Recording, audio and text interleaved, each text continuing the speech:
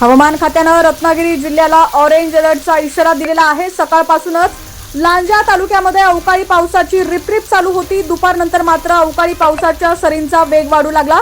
तालुक्यातील वेरवली, विवली, खेरवसे, कोळंबे, स्वामीवाड या भागांमध्ये पावसाच्या जोरदार सरींच्या शिडकावामुळे भात शेतींच्या मळ्या पाण्याने तुडुंब भरून गेलेले असल्याचं चित्र लांजा तालुक्यातील ग्रामीण भागामध्ये दिसून आलंय। मान्सून पूर्व शेतीची कामं पूर्ण झाल्यानंतर शेतकरी राजाला मात्र या पावसामुळे काहीसा दिलासा मिळालाय।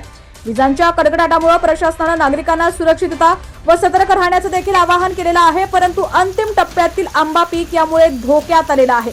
या ठिकाणी तुम्ही पाहू शकता रत्नागिरीच्या लांजा तालुक्यात अवकाळी पावसाची दमदार हजेरी पाहायला मिळतेय।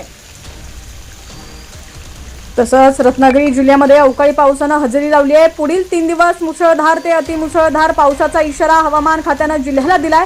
आज विजांच्या कडकडाटासह सकाळपासूनच सोसाट्याच्या वाऱ्यासह रत्नागिरीतील मडणगड तालुक्यामध्ये अवकाळी पावसानं हजेरी लावली आहे। तालुक्यातील दहागाव, घराडी, शेडवई, आवाशी, पालवणी गावाला पावसानं झोडपून काढलं। या पावसामुळे हवेत गारवा निर्माण झाल्यामुळे अनेक दिवसांपासून उकाड्यानं त्रस्त असलेले नागरिक यामुळे सुखावल्याचं चित्र दिसून आलं। दरम्यान आता राज्यातील तुमचा जिल्हा कोणता आणि तुमच्या जिल्ह्यातील हवामानाची स्थिती कशी आहे कमेंट सेक्शन मध्ये नक्की कळवा।